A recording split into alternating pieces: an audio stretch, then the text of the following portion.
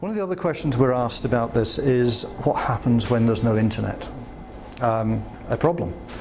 Except what this system will do is it will instantly detect when a phone is not available. And you program it with a number of failover numbers, so that should the phone not be connected, another phone will ring and it removes that problem, that emergency situation. Nowadays, with this sort of technology, you can even wheel in a mobile dongle, and that will resolve the issue straight away. Okay, thanks very much. I'll take questions.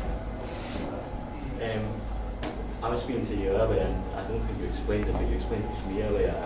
Really, I think what are the costs involved in transferring your system to an office as opposed to, say, let's say, a traditional sort of IPX system? Well, if you're transferring an existing phone system to somewhere else, if you go to BT and say, I want to transfer an Edinburgh number to a Glasgow number,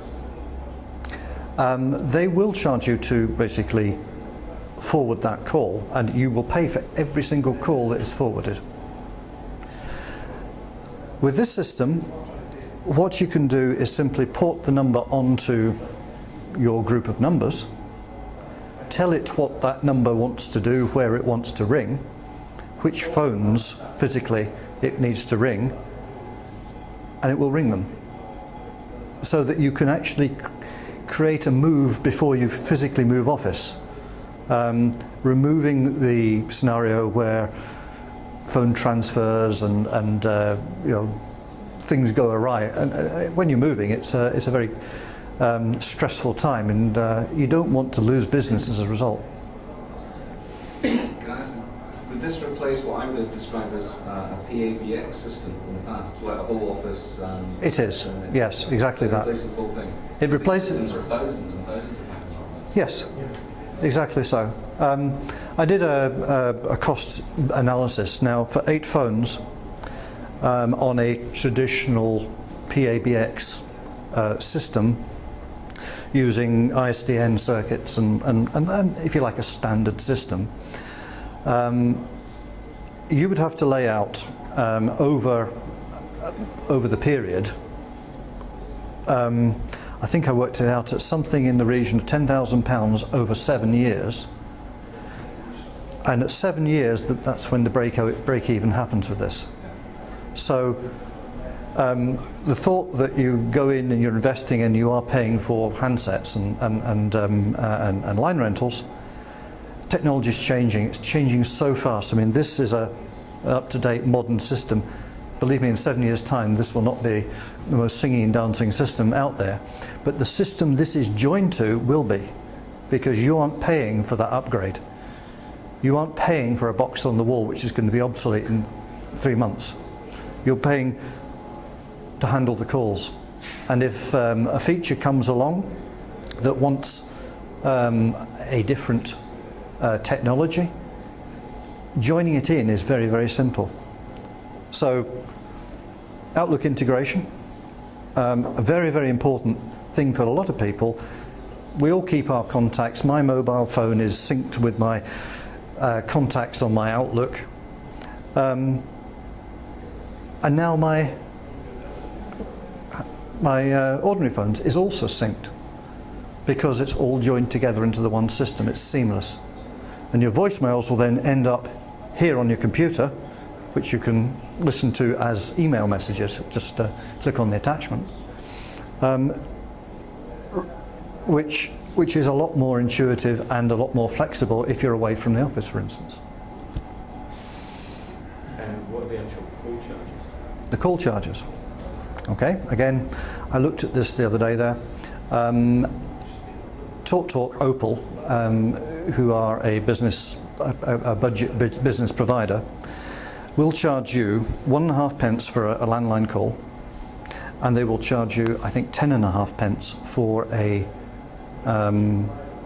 call to a mobile network. We will charge you 0.99 pence for that 1 minute landline call, and 8.5 pence for that mobile call.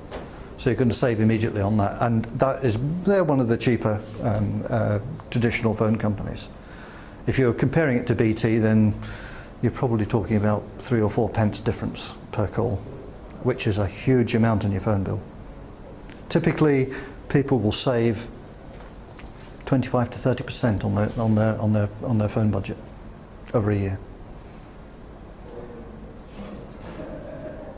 I beg your pardon, I've forgotten what you said about what happens when you have no internet connection. You can designate a number or a group of numbers which, when the system detects that this is no longer connected to the system, it will route the calls to that alternative number instead of trying to access a phone that it obviously knows isn't there. So, for instance, you could have your mobile phone as the alternative number, and you can unplug this, and immediately the calls will come to your mobile phone. What if, so I'm just thinking, because if we've got an office, there's 8 phones. You have a group of numbers. Yeah, but say we have eight of those, right? And the internet goes down, and I've got everybody's calls coming through to my mobile. Right, you don't like that. Out of the office, how? You can change those numbers. Right. You can change those numbers. It doesn't have to be a mobile. It can be So you'd have to it could be another office. System backup. Yeah.